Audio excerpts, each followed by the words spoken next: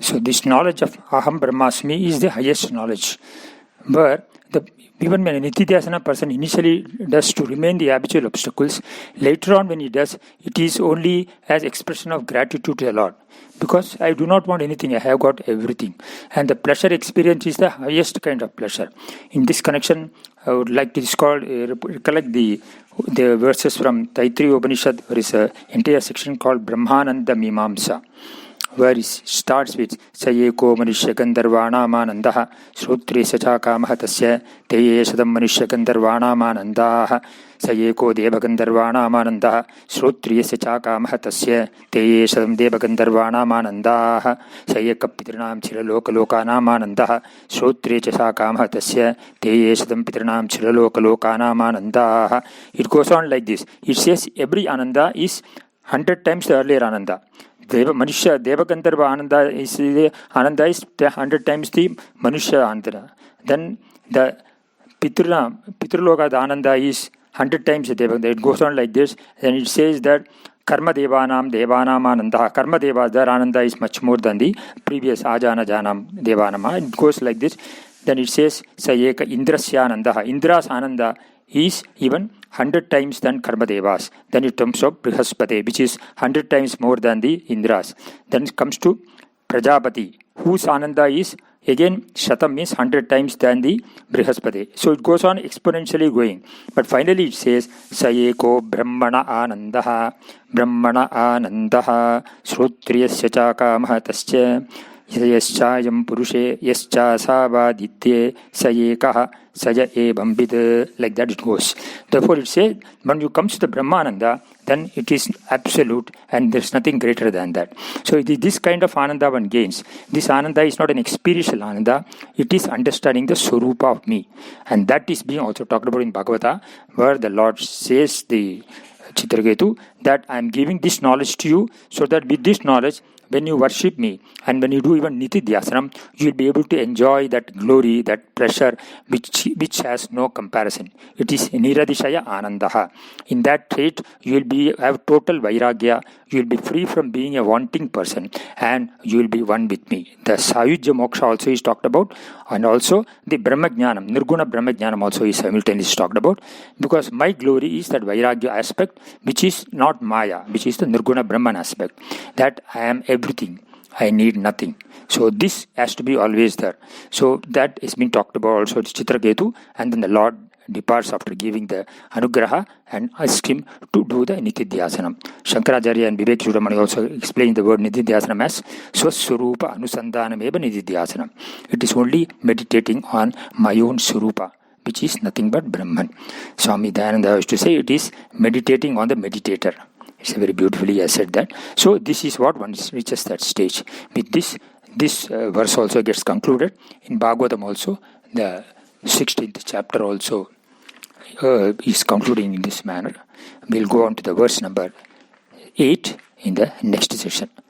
Bhave bhave yatha bhaktihi patayostava jayate tata kurushva devesha natastam no yada prabhu nama sankirtanam yasya sarvabhava pranasanam pranamo dukkha samanha tam namami harim param. Narayana Akila Guru Bhagavan Namaste. Hari Om. Pesa Nadura, okay. Ya Devi Stuyade Nityam Vibudhair Veda Paragaihi Sami Vasadu Jihvagre Brahma Rupa Saraswati Ya Sraddha Dharana Medha Vag Devi Vidhi Vallabha Bhakta Jihvagra Sadhana Samadhi Gunadhayani. Namami Narayana Padapankajam Karomi Narayana Pujanam Sada Vadami Narayana Namanirmalam Smarami Narayana Tattvam Abhyayam. Yasya Prasadat Ahame Vishnuhu Mayeva Sarvam Parikalpitamcha Ittam Vijanami Satatna Rupam Tasyangri Padmam Pranatosmi Nityam. Apara Karuna Sintum Jnanadam Shantarubinam Sri Chandrasekharindra Gurum Namami Mudanbaham. Dhyanambulam Gurur Murtihi Puja Mulam Guru Kripam Puja Mulam Guru Kripa, Mantra Mulam Guru Vakyam, Moksha Mulam Guru Kripa. Dhyana Mulam Guru Murti, Puja Mulam Guru Padam, Mantra Mulam Guru Vakyam, Moksha Mulam Guru Kripa.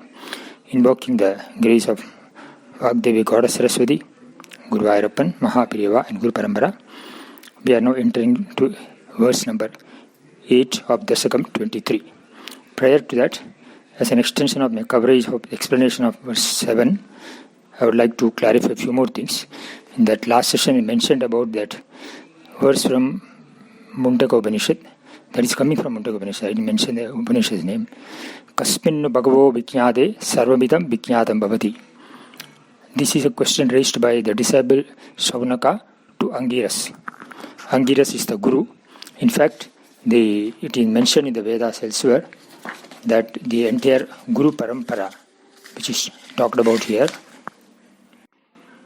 it has its origin in Brahma, the creator himself, and has been traditionally coming down through Atharva, Angir, Bharadwaja, Angiras, and Shaunaka.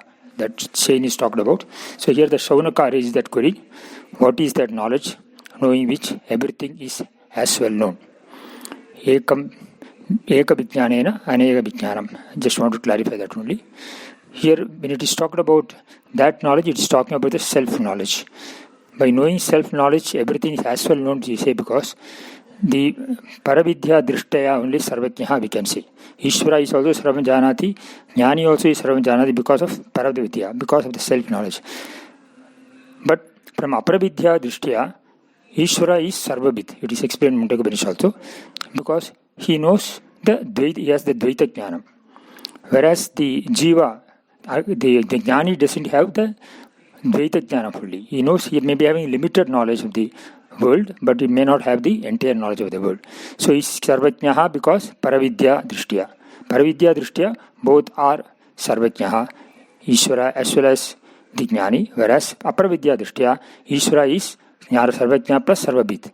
Jnani is not Sarvabhit. This needs to be understood because many times we feel if Sarvajna means how does the Jnani know everything? It's not necessary.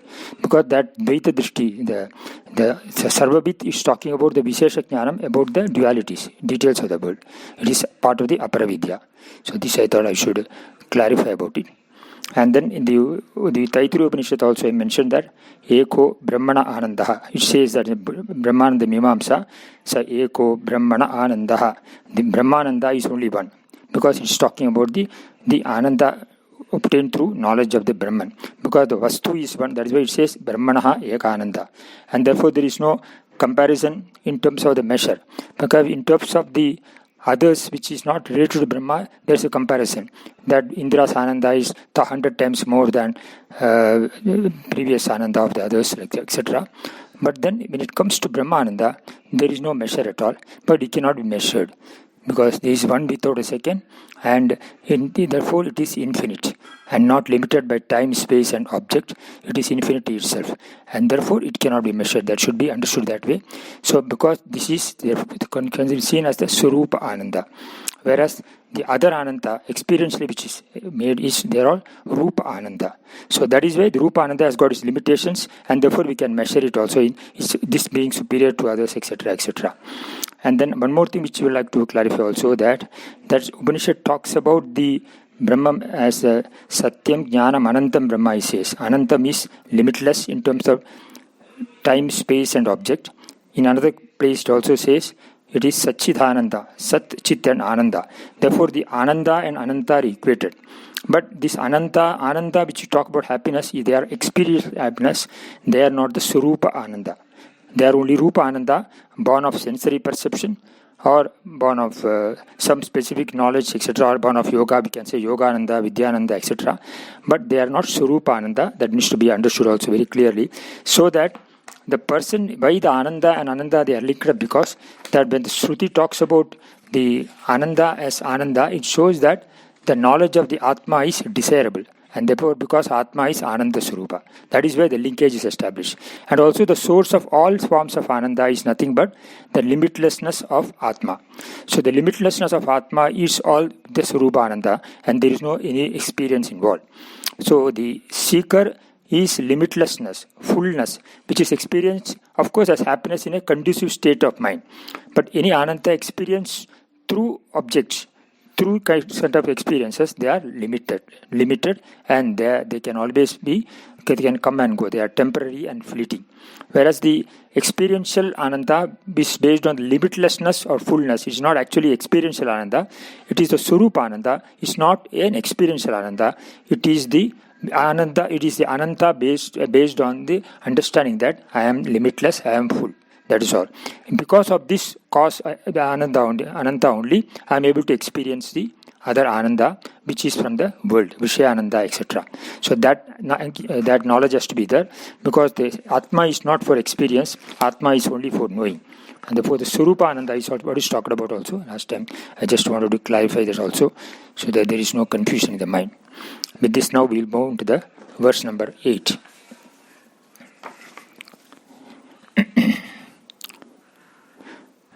Tvat maulirata sopi cha laksha laksham varshani arshulamana bhuvaneshu kamam sangapayan gunagana tava sundari bihi sankati rekarahito lalitam chachara. Anvaya ata tvat bhakta maulihi saha apicha laksha laksham varshani harshulamanaha bhuvaneshu tava gunaganam sundaribihi kamam sangapayan sanghadirekarahitaha lalitam chachara. Meaning now, Atha means then, Tvat Bhakta Maulihi, the greatest among thy devotees, Saha Apicha, means the he, Chitraketu also, Saha means here Chitraketu, Laksha Laksham Varshani, for lakhs and lakhs of years or for many, many years. Harshula Manaha, happily or contented manner. Bhuvaneshu, in all the worlds. Tava Gunaganam, thy excellences. Sundaribihi, by the beautiful Vidyadhara women. Kamam Sangapayan, causing to be sung to his heart's content. Sankhati Reka Rahitaha, without excessive attachment. Lalitam Chachara, wandered about happily. The meaning of this verse. Then Chitraketu, the greatest among thy devotees, wandered about happily in all the worlds without excessive attachment to sense pleasures for many thousands of years, while the beautiful Vidyadhara women sang about thy excellences.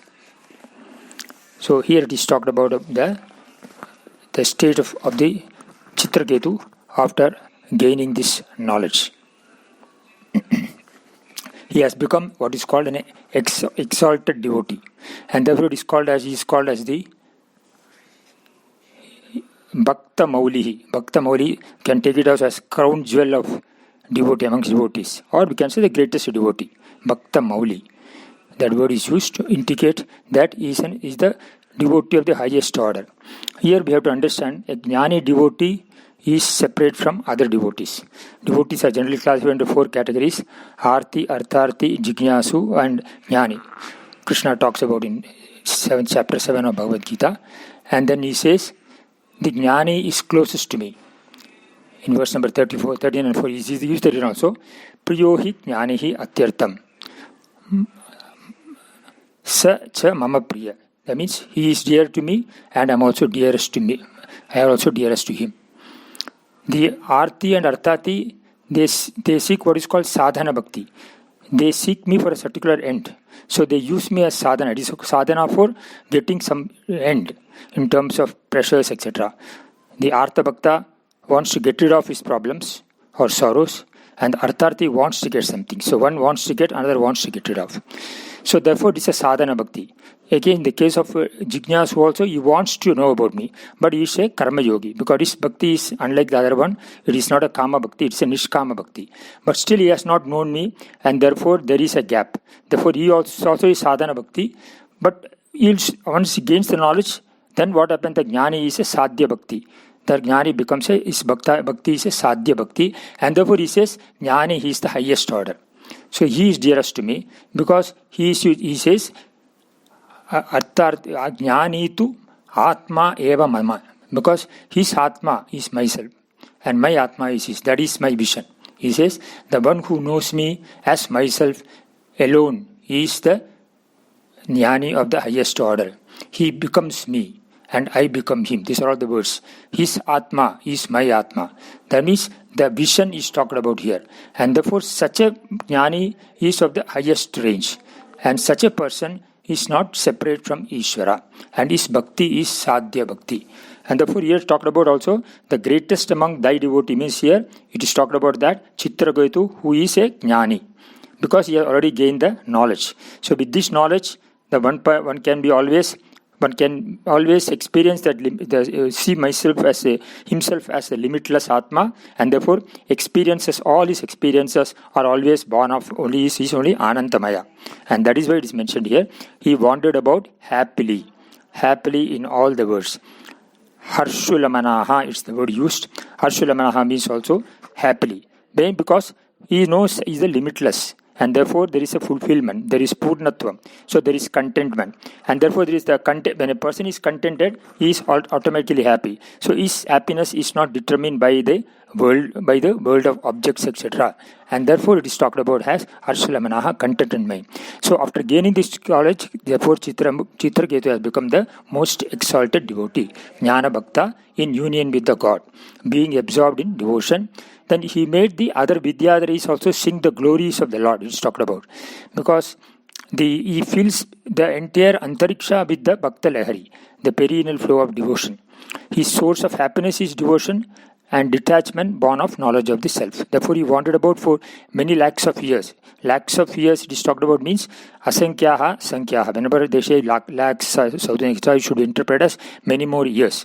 He means that he transcended time and space, but by getting united with the Lord or absolute reality. We can take it in that way. Because when one transcends time, one automatically transcends space also. So it's all the power of the mind and the knowledge that there can give this. So Chitraketu was earlier also addressed as the Lord of Vidyadharas, and therefore there is a reference here as Vidya means the Yathartha Jnanam, Jnana of the knowledge. Therefore he is the Lord it's talked about. He gained that indirect knowledge, and through Bhagavan he got the direct knowledge, Vijnanam also. And therefore he is the Vidyadhara, the women, he made them sing the glories of the Lord. He has come about all the attachments. The attachments also can be broadly classified as Putresha, Daresha, Vittesha, to sons, to wives, to wealth. So he is no more attached from all this.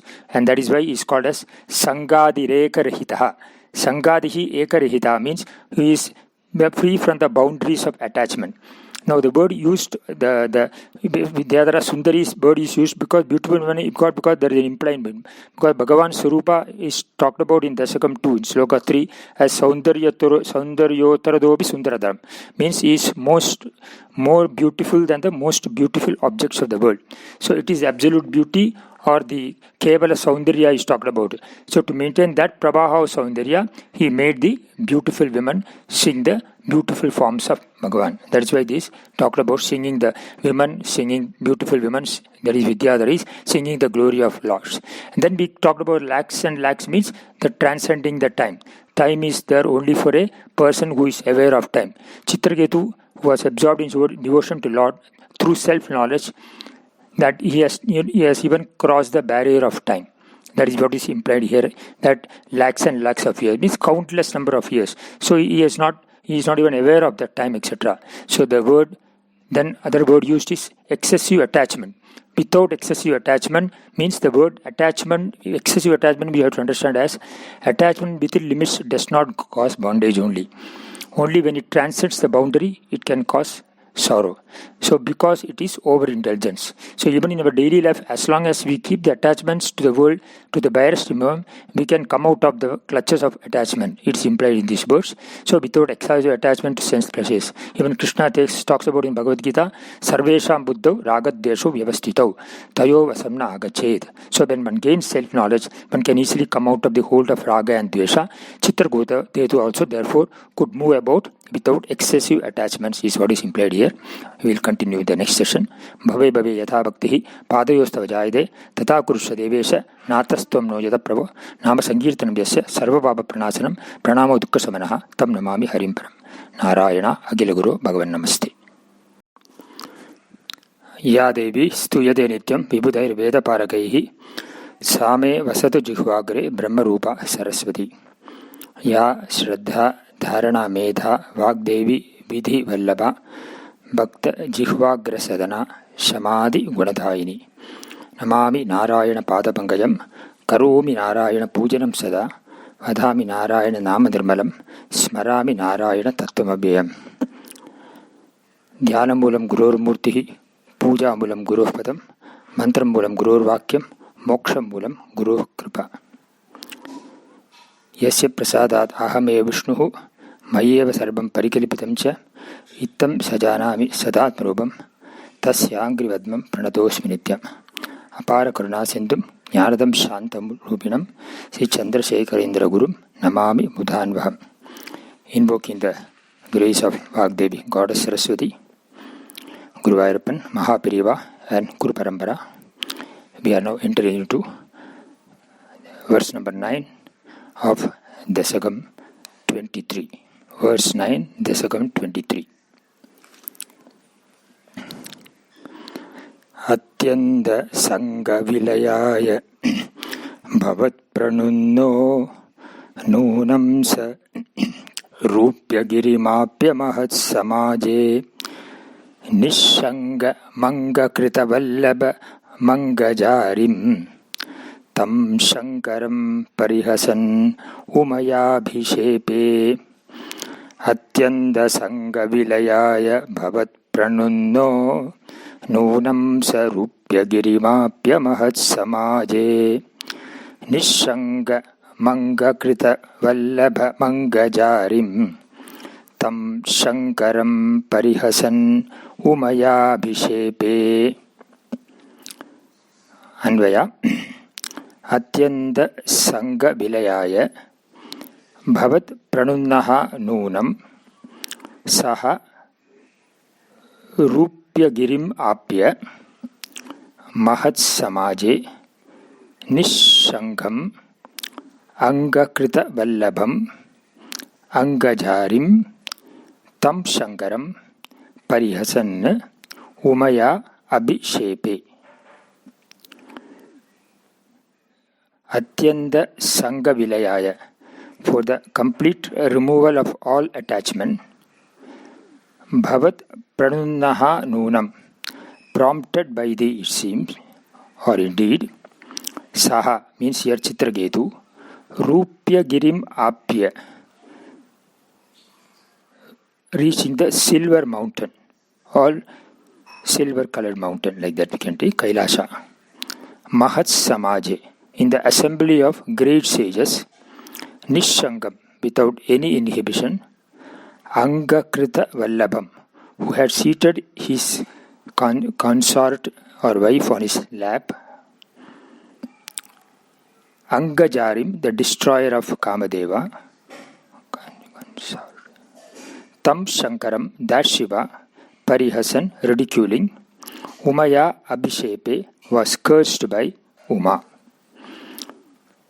The meaning, at thy prompting, as it were, in order that his attachment to sense pleasures may be completely eradicated or removed, he went to Kailasa, and seeing Lord Shiva sitting in an assembly of great sages with his consort Uma on his lap without any inhibition, ridiculed him and was cursed by Uma that he would be born as an Asura. The Shapa is not mentioned here, but the Shapa was that he would be born as an Asura is implied here. Now this verse number talks about what happened to Chitraketu subsequently.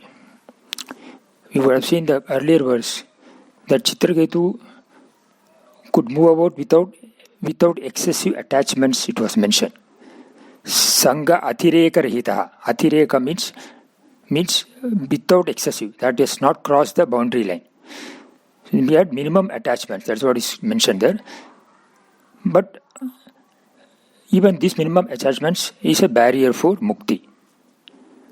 So therefore it is mentioned here that prompted by you, he went to Kailasa. Here we have to understand here that how do we eliminate this attachment?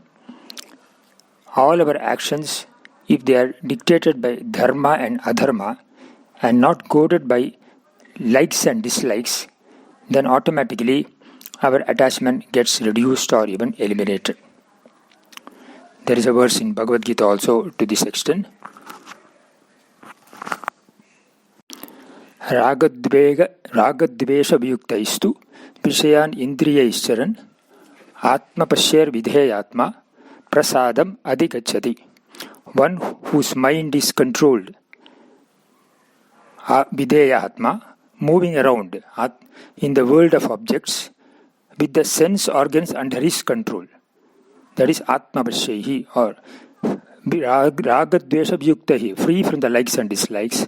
He attains prasadam, tranquility. This is a message given in that verse also. And therefore, whenever our actions are dictated by ragadvesha, it means that the sense organs are not in our control.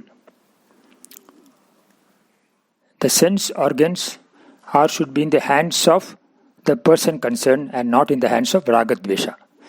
So when the sense organs are in the hands of ragadvesha dictate all our actions. So such a person is automatically attached, has maximum attachment. The less the sense organs being in the hands of ragadvesha, the more the person will be detached, is implied here.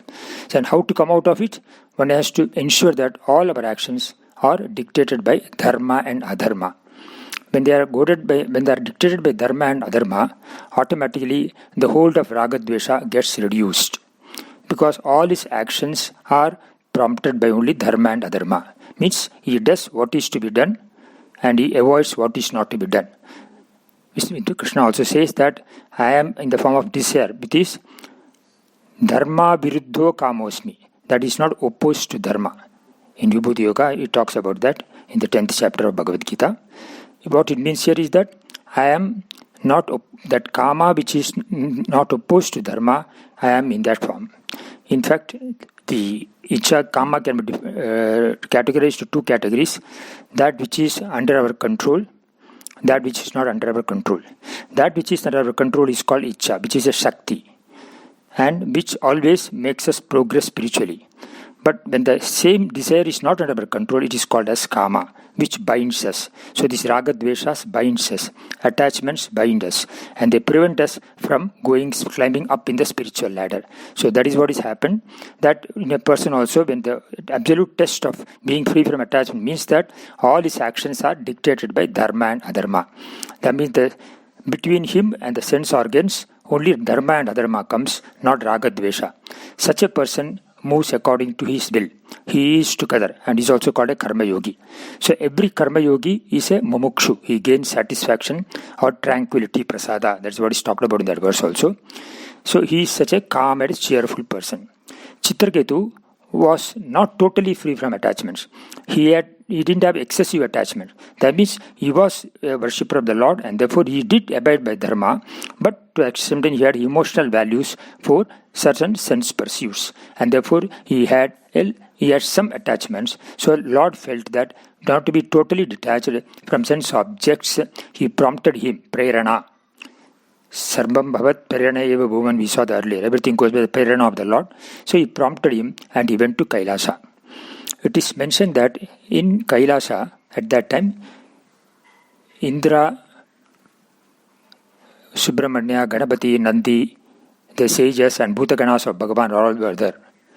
And Lord was sitting with his wife Parvati, who is also called Uma, on his lap, without any inhibition or reservation. Lord Shiva is described as destroyer of Kamadeva. Angaja is mentioned here. Angat jayate iti Angaja. Born of Brahma, the body of Brahma, Avayava of the Brahma, therefore is called as Kamadeva. In some scriptures they also say born of Vishnu also. It doesn't matter. But Lord Shiva had destroyed this Kamadeva, therefore he is called Angajari. Ari means a destroyer of Angaja, means Kamadeva. So Chitraketu, seeing the sight of Lord on his lap, Parvati being seated, he felt that this was not proper. And therefore he laughed at him or ridiculed the Lord. It is probable that since Chitraketu was living with his wives comfortably, he did not have total detachment. And therefore he saw whatever he saw, he misinterpreted wrongly. Ridicule, we should understand, is always asuric in nature. So for the moment, he became an asura. This itself shows that he did not have total vairagya or virakti. That can be seen in this way also. Shiva Parvati are Jagatav Pitaro Vande Parvati Parameshwaro. They are considered to be the Pitaraha, the Parameshwara, Parvati Parameshwara. They are considered to be the universal father and mother of the Jagat. So they are Sangarahitaha. They are not they are free from attachment. And this was evident from the fact that when Lord Shiva did the penance and Kamadeva came in between to break the penance, Lord turned him into ashes through his third eye, Jnana Chakshusha. Uma also was doing tapas. Uma in her previous birth was called Takshayani, born of Daksha. She abandoned her body at the altar of the sacrificial fire, and now was born as the daughter of Parvataraja. So the Uma also was doing tapas. So both of them were doing tapas, and therefore they were detached. And hence being together in the great assembly is only born out of detachment is very clear. Therefore ridiculing them therefore is a wrong action of Chitraketu, for which he was punished in the form of a curse. Parvati cursed him that he would be born, Uma or Parvati cursed him that he would be born as Asura, which is a nature of, because he behaved like an Asura for a moment. Here we should also understand that Lord Shiva is a Jnani who is a destroyer of all sufferings. The word Uma is another name given for Parvati. Uma means the mother who is protecting. The word Uma, who represents also the tapas aspect.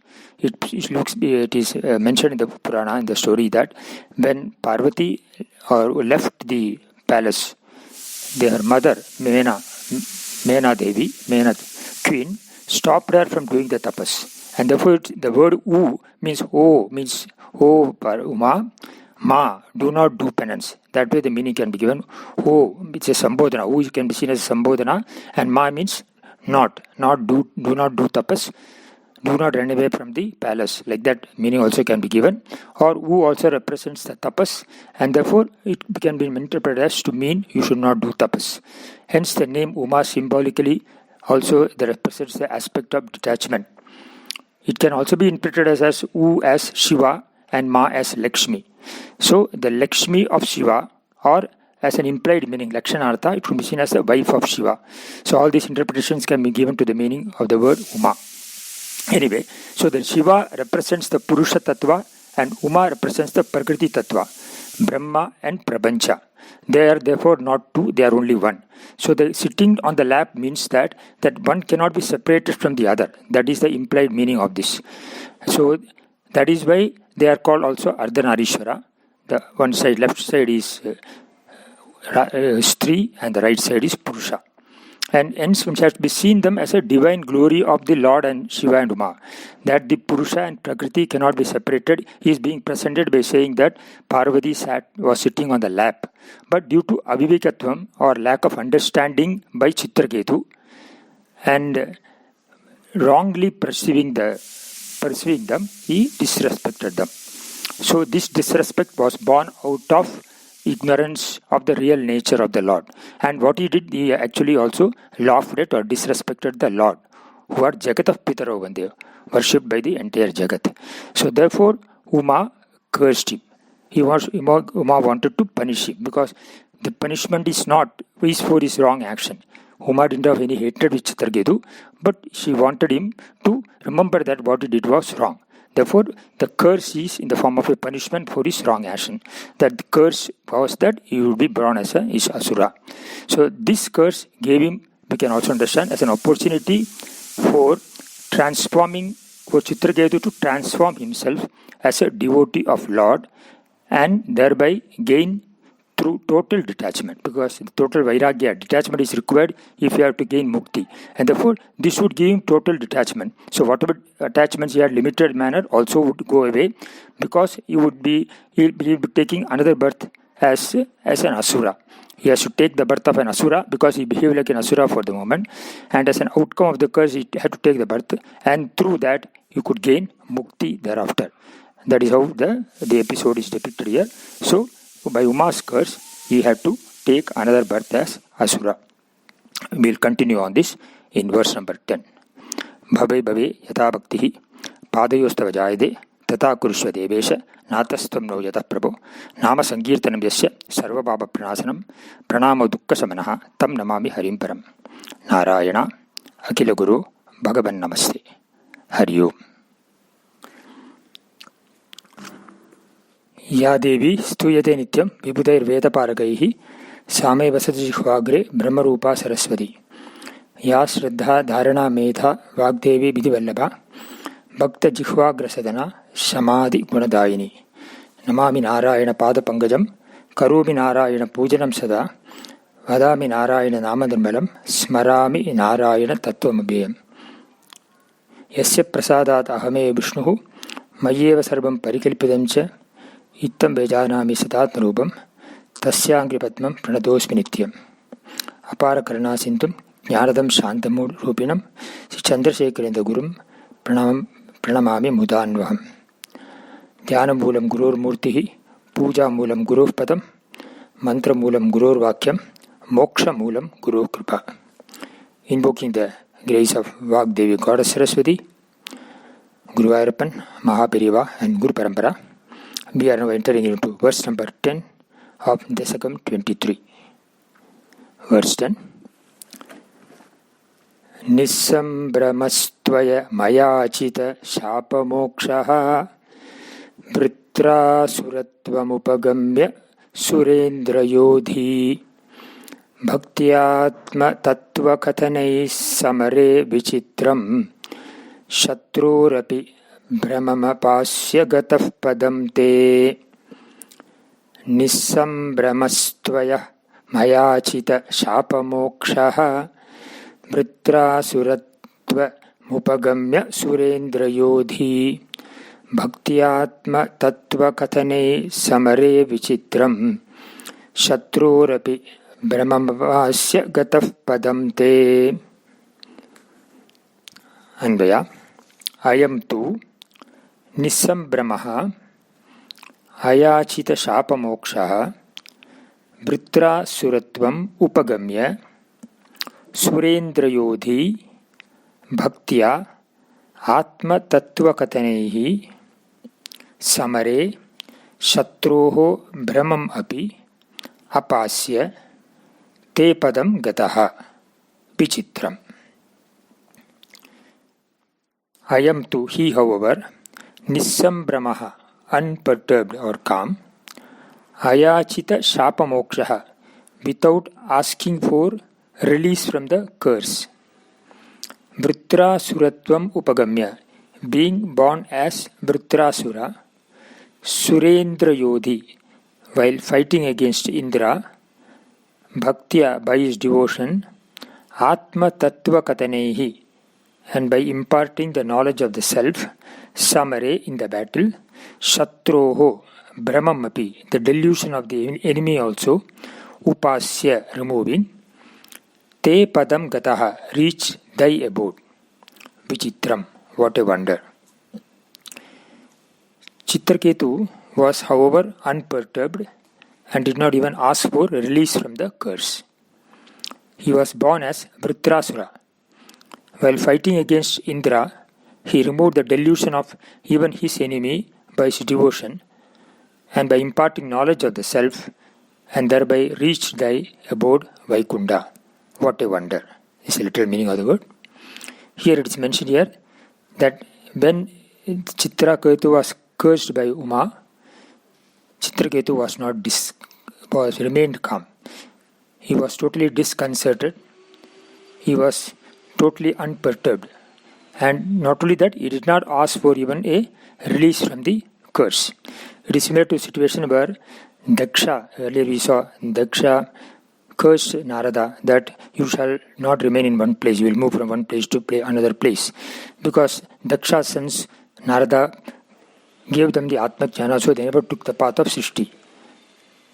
Earlier also Narada was cursed by that Kala's daughter Durbhaga also. She said, you will not remain in one place. Both these curses, Narada was not affected because he was totally unattached, and therefore these curses only helped him to remain when he moves from one place to another place singing the glory of the Lord, he remains only attuned to the Lord and he never gets attached. He is free from attachment. So it was a blessing in disguise for him. So Narada was smiling. He was never affected. He neither asked for a release from the curse.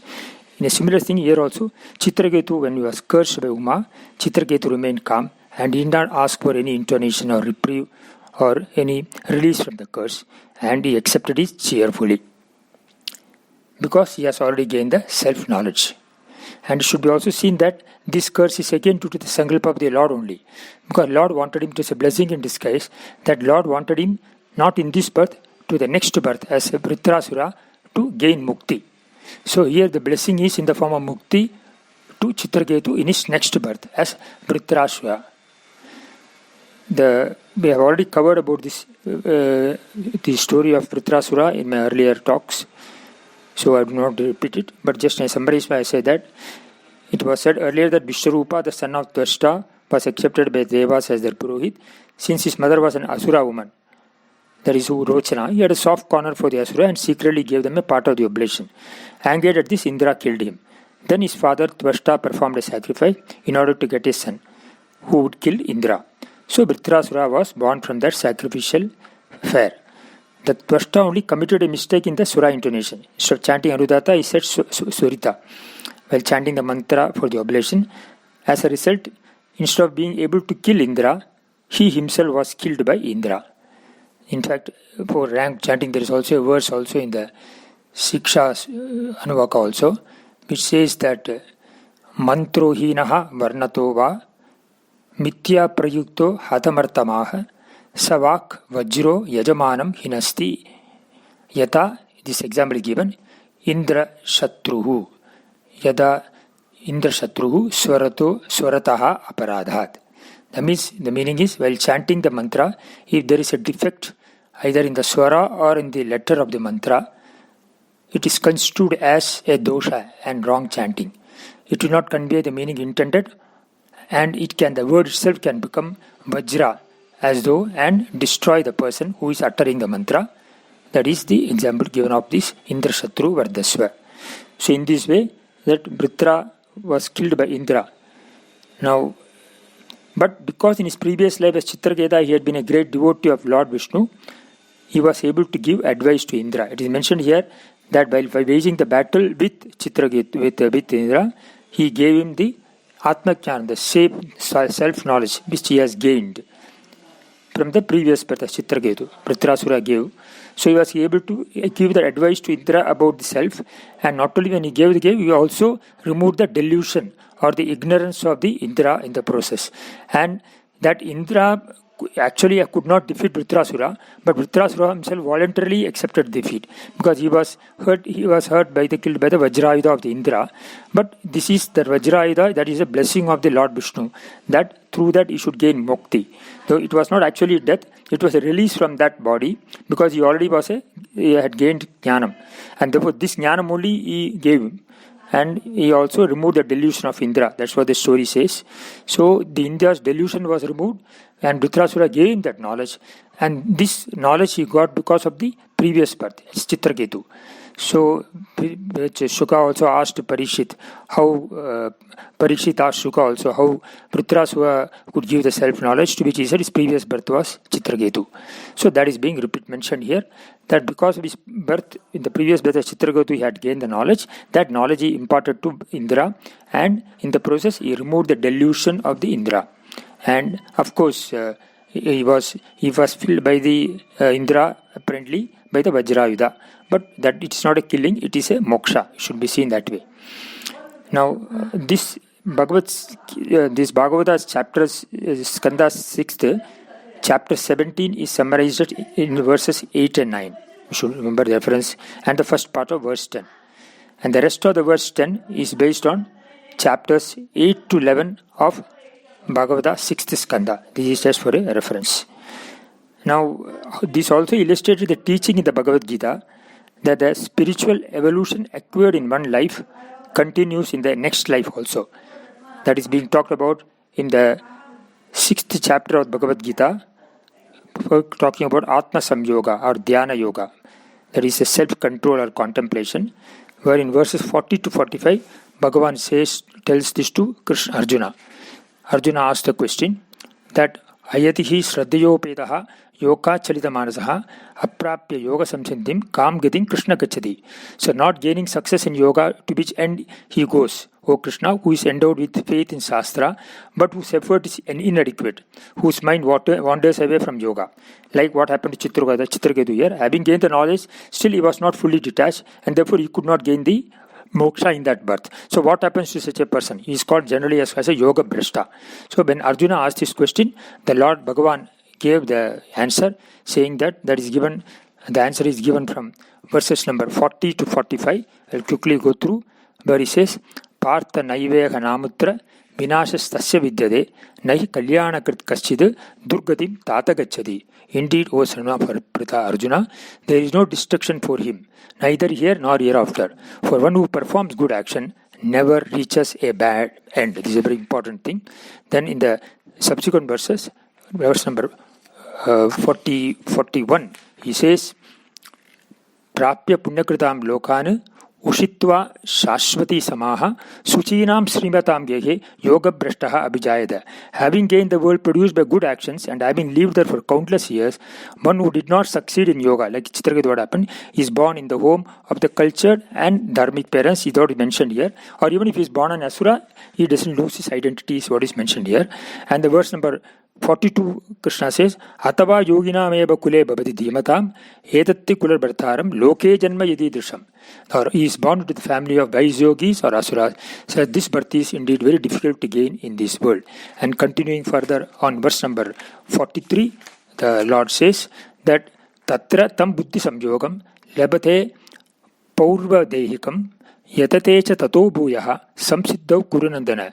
There he gained a connection through the intellect with that which existed in his previous body and strives for further success in yoga than that gained previously. As happened here also Chitraketu, that when he took the yoni of Asura, still the knowledge of the self remained in him. Therefore, in this birth, as Vritrasura, he worked for the moksha, even gave the knowledge to Indra. That's what he also meant here, that he never becomes a yoga brashta. He continues, that connection comes through the previous birth. That is what he's talked about. And this is further explained in the verse number 44 of Gita. Purva abhyasena teneva hyade kyavasopi saha jitnya surapi yogasya shabda brahmati vartade. By this previous practice alone, he is carried away. We may wonder how, when Parikshit asked Shri how he could remember, this is because of previous birth. Even as one who is desire of the knowledge of the yoga goes beyond the Veda. And the final verse of Bhagavad Gita 45, which concluding on this topic, the Lord says, Prayatnam adyatamanastu yogi samshuddha kilbishaha aneka janma samsiddhaha tato yati param gatim. Whereas the yogi who makes an effort by means of the will, cleansed of all impurities, is successful after many births, then he gains the ultimate end. That's what happened here also, that the person gains mukti is what is talked about, even if he takes number of births. That's what Krishna talked about in Bhagavad Gita. Because of the knowledge he has got, due to some vasana, he had acquired a different yoni, he could not gain in that particular birth, moksha in the particular birth. But in next or subsequent births, he continues this. The knowledge protects him and he gains mukti. The similar story we have seen also in the Jadabharata Yogiswar also, who was temporarily attached to the deer and then had to take the birth of a deer, and subsequent birth he again became a jnani and then gained moksha. All these Puranas, the Bhagavatas, emphasize this fact that the knowledge, once it is gained, that knowledge will never become futile. One may take even multiple births. One can become a temporary yoga brashta, but then one ultimately, in whatever yoni one takes, whether it could be a deva, manushya yoni or asura yoni, that knowledge protects him and he ultimately gains liberation, is what is talked about here. So the same thing is illustrated here also, that the Chitraketu, having gained the knowledge, could not gain mukti, moksha in that birth and got the curse of Uma, but to be born as asura, but that is a blessing for him.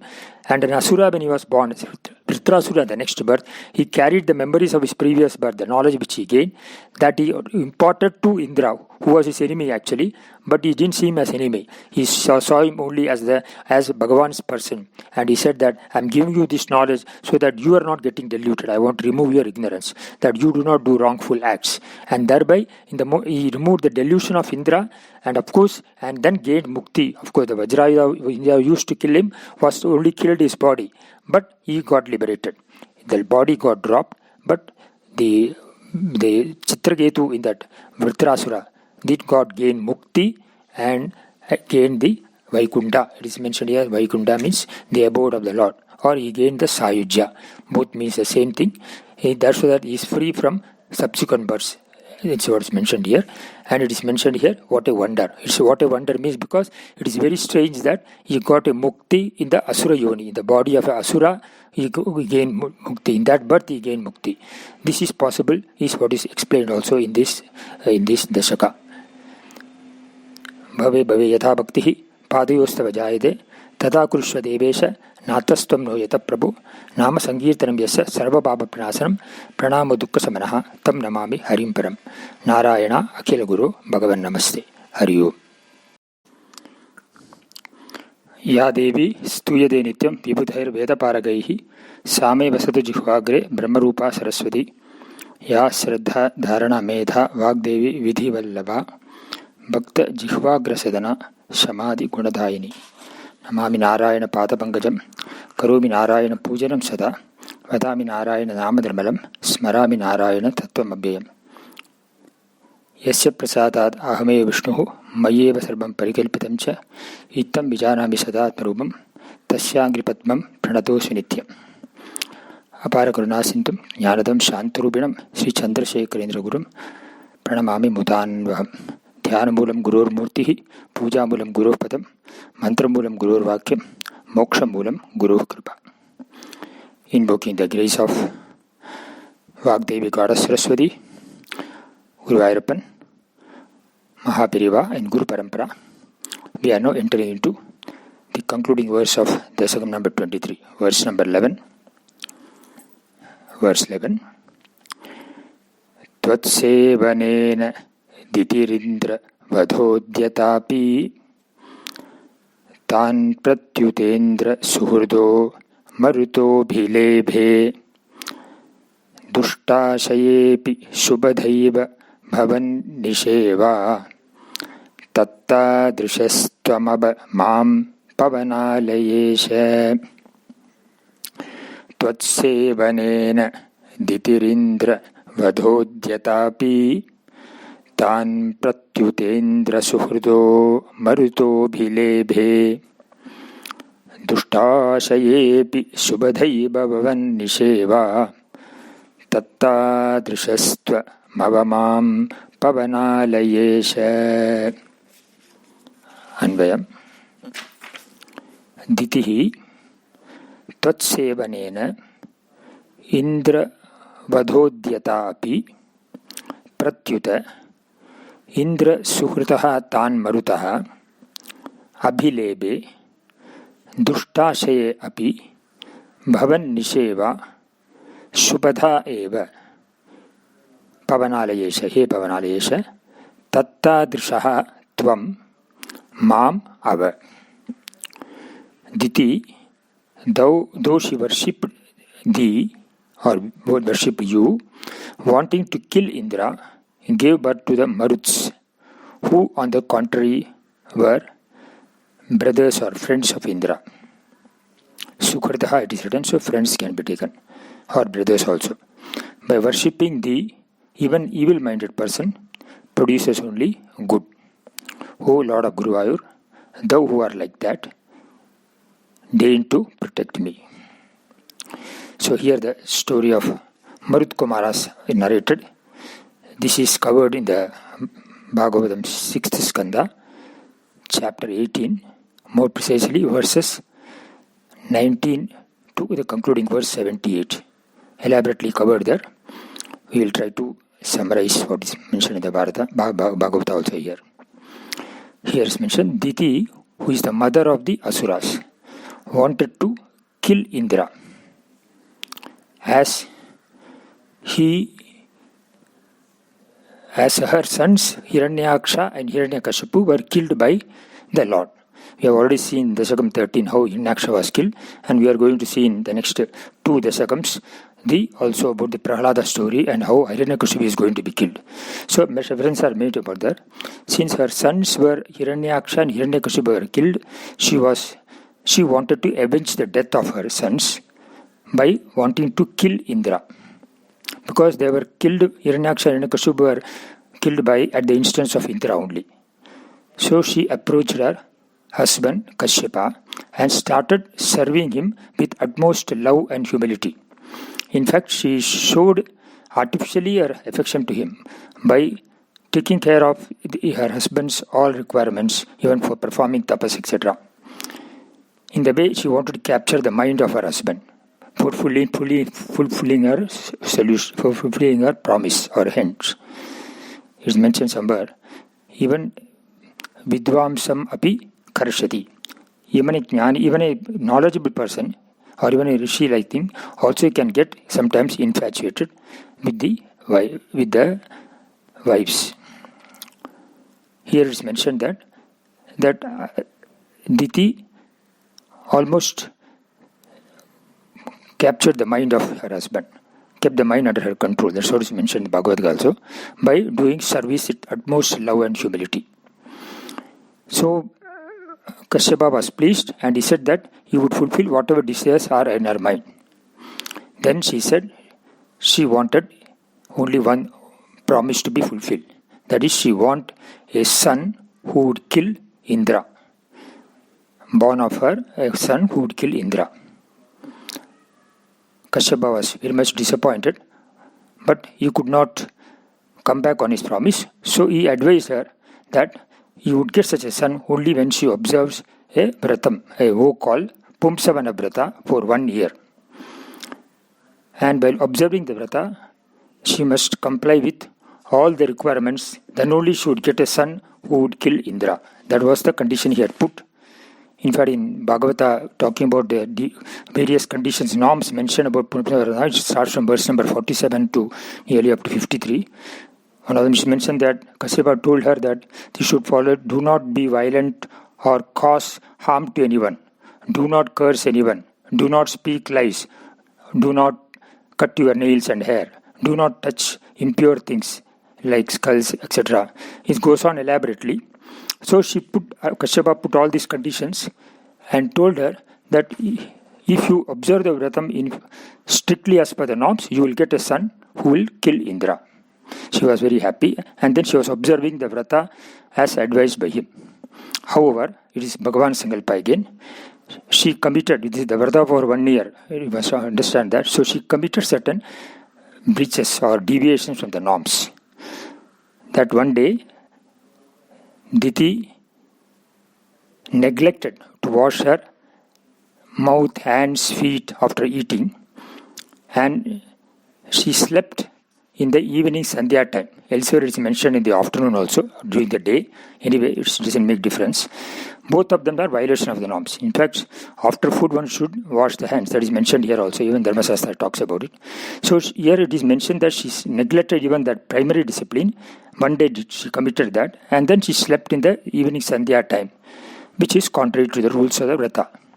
And also another thing, she slept facing east. That means the head was placed in the west, which is again a Vrata Bhanga, dosha or breach of the thing. So Indra capitalized this opportunity also.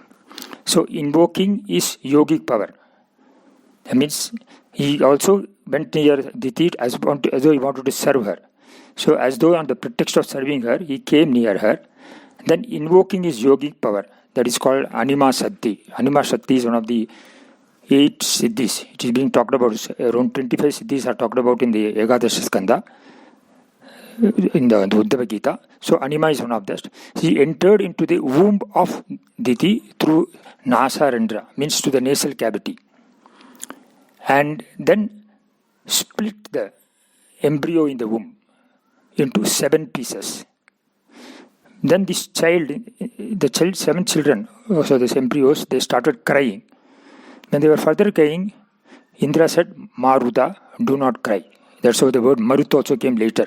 Maruta became Marut. They were called Marut Kumaras. So, Maruta, do not cry. Then what he did, when they were crying loudly, he further split each of them into 7. And therefore, 7 by 7, 49 Marut Kumaras were there in the womb of Diti, crying aloud. Diti suddenly, then these children were crying. It's mentioned there in the Bhagavata that they told Indra that why you want to kill me, we are brothers, do not kill me, do not kill us. Indra told them, if you are all my brothers, you have nothing more to fear from me. That kind of assurance Indra gave is also mentioned there. So, but Diti, when she heard this noise, crying sound, she suddenly jolted and got up and came to know that what Indra has done to her, she came to know about it. But then she did not get angry with Indra because she knew that she has committed 2 mistakes while observing the Vrata, and as a result of that, she realized that this happened due to her failure to observe the rules strictly ordained, and therefore this child was not born in the way she wanted. Instead, 49 Marut Kumaras were born, who were also the brothers of Indra. In the meanwhile, Indra, also fearing that Diti might curse her, came out of the womb prayerfully and said that I have not committed any sin. He was my enemy because you took a oath that I should be killed, hence I wanted to kill him. I have no hatred at all against you. Diti then consoled Indra because she understood the folly of her actions. She consoled Indra and said not to destroy the children in the womb. Since Indra said Maruta, only the child were called as Marut Kumaras. So Diti told Indra that he wants will be his relations. He told her that these children, you treat them as your relations only and not as enemies. So Indra prostrated to Diti and carried the Marut Kumaras along with him to the Devaloka. Both Diti and children were saved from such calamities on account of devotion to Lord. That's why Bhattacharya mentioned also that she observed Pumsavrata. Although she wanted a son to kill Indra, she instead got only Devaputras, and she was very happy because she at least got the divine sons, and Indra also was happy, and Kashyapa also was happy. And Bhattacharya mentions here also that whenever whoever worships you, even an evil-minded person, he only gets good results. That when she worships, you observe what you call a Pumsa Vrata, this is a Deviki Vrata. So she was doing that to get a child, and in the process, because of her devotion to the Lord, she got a children, and they were Devas. So that's how he mentioned here, that any evil-minded person, when he worships you, he also gets only good results. That is what is mentioned here. It is mentioned in this verse also. It is Bhattacharya also concludes saying that you also protect me the way you have protected the Diti.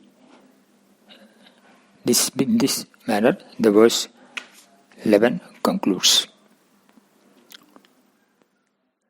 The story of Marut Kumaras are covered vividly in the Bhagavata, 6th Skanda, verses chapter 18, that is Adhyaya 18, from verses 19 to 78. These have been briefly summarized here. We will notice here that time and again, Indra always makes one or the other text to ensure that they are protected, and also always showed hatred towards the Ditis and the Asuras. And this episode gets repeated again and again. But in each such instance, because of the Ishvara's Anugraha, he does achieve his mission. At the same time, Bhagavan also blessed also the Diti also in the process. That is what is being talked about here. And another important thing also that it mentioned here, that when you observe any Vrata, unless you observe the norms of the Vrata strictly, we will not get the desired result. So here also, since she did not observe the norms of the Vrata, she did not get the son she wanted, and that is why she was not angry with Indra, because she found that she has herself made a mistake, and Kashyapa has clearly told her that you will not get a son to kill Indra if you violate the norms. Instead, you will get sons which are also brothers of Indra. That is what has happened. That is what is being narrated also here. And one more thing which I would also to clarify here, that in the previous verse was mentioned Chitraketu reached aboard Vaikunta and then gained mukti, like that's also mentioned here. But we should understand that mukti is not in Vaikunta. Mukti is only when the knowledge takes place of oneself. Only one gains Atma Jnana, then only mukti takes place. The references are there in the Purana about Vaikunta or Kailasa. These are abodes where when we goes closer to God, and through the Salokya, Sarupya and Samipya and Sarupya, one gains Sayujya. That's what is mentioned here. But the Sayujya unity is always that one understand that Swarupa Avasthanam eva Muktihi. Mukti is not in any loka. Although in Vishta Dveda they talk as Vaikunta as Paramapada, and when one goes to Vaikunta, one gains Mukti.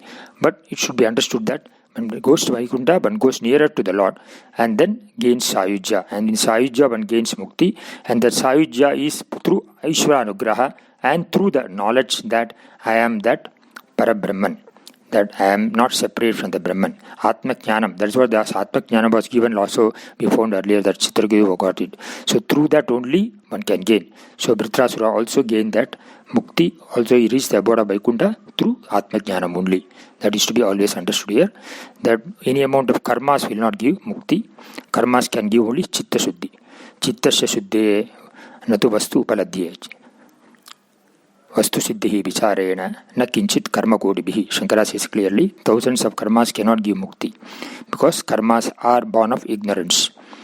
But karmas can create chitta shuddhi, and through chitta shuddhi one can gain an antakarana which is fit for knowing the jnanam, atma jnanam.